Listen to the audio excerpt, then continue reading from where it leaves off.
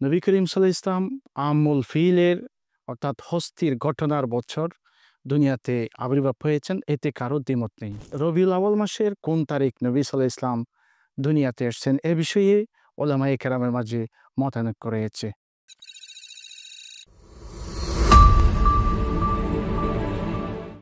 আসসালামু আলাইকুম ওয়া রাহমাতুল্লাহি ওয়া বারাকাতুহু। ইন্নাল হামদালিল্লাহ ওয়াসসালাতু ওয়াসসালামু আলা মান লা নাবিয়্যা বা'দা, আম্মা বা'দ। সুপ্রিয় দর্শক, মোনাহিল টিভির পক্ষ থেকে আপনাদেরকে স্বাগতম।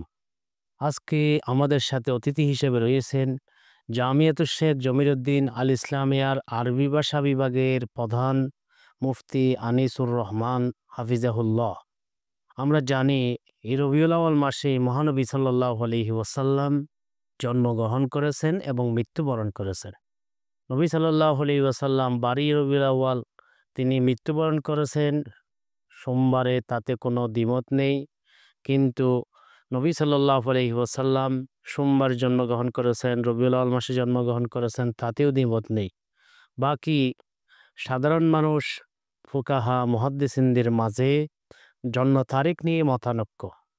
কি মতানৈক্য এবং কেন হয়েছে এ ব্যাপারে আমরা জানতে চাইব অতিথির কাছে, প্লিজ। ওয়ালাইকুম আসসালাম ওয়া রাহমাতুল্লাহি ওয়া বারাকাতুহু। সর্বপ্রথম মহান রব্বুল আলামিনের দরবারে শুকরিয়া জ্ঞাপন করছি, সাথে কৃতজ্ঞতা প্রকাশ করছি আল মানাহিল টিভির, এবং আরও শুকরিয়া জানাচ্ছি সম্মানিত উপস্থাপকের, চট্টগ্রাম বিশ্ববিদ্যালয়ের আরবি বিভাগের সম্মানিত অধ্যাপক ডক্টর হুমায়ুন কবির হালবি দামাত বারকাতুহু। সম্মানিত উপস্থাপক আমাকে একটি গুরুত্বপূর্ণ বিষয়ে সমাধানের জন্য আমাকে অনুরোধ করেছেন। যেখান থেকে দেখছেন আপনাদের সবাইকে আল মানাহিল টিভির পক্ষ থেকে আন্তরিক শুভেচ্ছা জানাচ্ছি। সম্মানিত শ্রোতামণ্ডলী, আমরা আসলে জানি নবী করিম সাল্লাল্লাহু আলাইহি ওয়াসাল্লাম রবিউল আউয়াল মাসে আগমন করেছেন। আল্লাহ তাআলা কোরআন মাজিদে ইরশাদ করেছেন সূরা মুহাম্মাদে, আতিউল্লাহ ওয়া আতিউর রাসূল ওয়া লা তুবতিলু আমালাকুম। হে আমার বান্দাগণ, তোমরা আল্লাহ এবং রাসূলের আনুগত্য করো এবং তোমাদের আমলগুলোকে তোমরা নষ্ট করিও না। মুসলিম শরীফে একটি হাদিস আসছে, আন আবি হুযাইফাতা রাদিয়াল্লাহু তাআলা আনহু আন্না আরাবিয়ান قال يا رسول الله ما تقول في صوم يوم الاثنين فقال ذاك يوم ولدت فيه وأنزل علي فيه রাওয়াহু মুসলিম। হযরত আবু হুযাইফা রাদিয়াল্লাহু তাআলা আনহু বর্ণনা করেন, একদা একজন বেদুইন রাসূল সাল্লাল্লাহু আলাইহি ওয়াসাল্লামের দরবারে এসে বললেন, ইয়া রাসূলুল্লাহ, আপনি আমাকে সোমবার রোজা সম্পর্কে কিছু বলবেন? তখন নবী সাল্লাল্লাহু আলাইহি ওয়াসাল্লাম তার উত্তরে বললেন, যাকা ইয়াউমুন, এই সোমবার এমন একটি দিন, উলিদতু ফিহি, যেই দিন আমি পৃথিবীতে পদার্পণ করেছি, ওয়া উনজিলা আলাইয়া ফিহি, এবং এই সোমবার এমন একটি দিন যে দিনে আমার উপর সর্বপ্রথম ওহী নাজিল হয়েছে। সেজন্য আমাদের এই আয়াত এবং হাদিস থেকে আমাদের যে বিষয়টি জানার উদ্দেশ্য হলো, নবী করিম সাল্লাল্লাহু আলাইহি ইসলাম আমুল ফিলের অর্থাৎ হস্তির ঘটনার বছর দুনিয়াতে আবির্ভাব হয়েছেন, এতে কারো দ্বিমত নেই।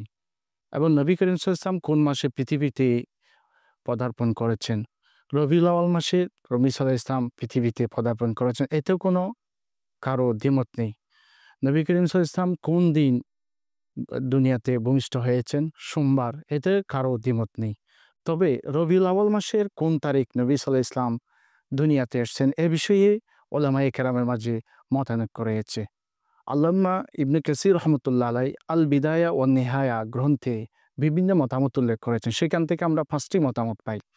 1, নবী সাল্লাল্লাহু আলাইহি ইসলাম রবিউল আউয়াল মাসের 8 তারিখ দুনিয়াতে ভূমিষ্ঠ হয়েছেন। 2, নবী সাল্লাল্লাহু আলাইহি ইসলাম রবিউল আউয়াল মাসের 9 তারিখ। এভাবে নবী সাল্লাল্লাহু আলাইহি ইসলাম 10 তারিখ, নবী সাল্লাল্লাহু আলাইহি ইসলাম 11 তারিখ, নবী সাল্লাল্লাহু আলাইহি ইসলাম 12 তারিখ দুনিয়াতে ভূমিষ্ঠ হয়েছেন। এরকম বিভিন্ন মতামত পাই। এই মতামত থেকে হযরত জাবের রাদিয়াল্লাহু তাআলা আনহু, হযরত আব্দুল্লাহ ইবনে আব্বাস রাদিয়াল্লাহু তাআলা আনহু 12 তারিখ অর্থাৎ রবিউল আউয়াল মাসের 12 তারিখ দুনিয়াতে পদার্পণ করেছেন, এ বিষয়ে মতামত দিয়েছেন। সাথে আল্লামা ইবনে ইসহাক রহমতুল্লাহ আলাইহি সিরাতু রাসূলিল্লাহ সাল্লাল্লাহু আলাইহি ওয়াসাল্লাম এই কিতাবেও নবী সাল্লাল্লাহু আলাইহি ওয়াসাল্লাম 12 তারিখ দুনিয়াতে আগমন করেছেন, এরকম মতামত দিয়েছেন। তবে এই কথা সুস্পষ্ট যে নবী সাল্লাল্লাহু আলাইহি ওয়াসাল্লাম রবিউল আউয়াল মাসে দুনিয়া থেকে বিদায় নিয়েছেন, এতে কারো দ্বিমত নেই। আমাদের যেই বিষয়ে আমাদের আলোচনার বিষয় হচ্ছে নবী করিম সাল্লাল্লাহু আলাইহি সাল্লাম নির্দিষ্ট যে ১২ তারিখ পদার্পণ করেছেন, এই বিষয়ে ওলামায়ে কেরামের ইত্তেহাদ বা ঐক্যমত নেই। বিভিন্ন মতামত রয়েছে। সেজন্য নবী সাল্লাল্লাহু আলাইহি সাল্লাম যদি ১২ রবিউল আউয়াল তারিখ দুনিয়া থেকে বিদায় হয়, আবার দুনিয়াতে যদি নবী সাল্লাল্লাহু আলাইহি সাল্লাম আগমন করে, একদিকে আনন্দ আরেকদিকে শোকাহত।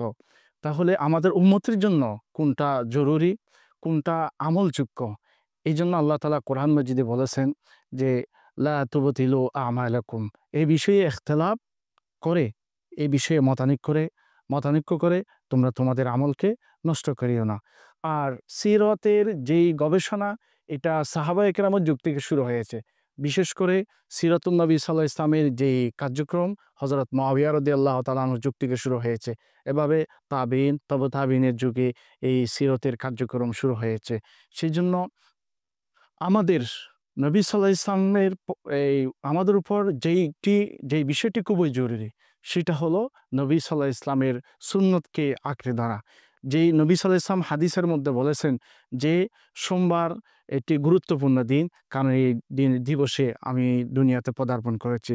আমাদের উপর যেই কাজটি জরুরি, যে আমলটি জরুরি, সেটা হচ্ছে রোজা রাখা।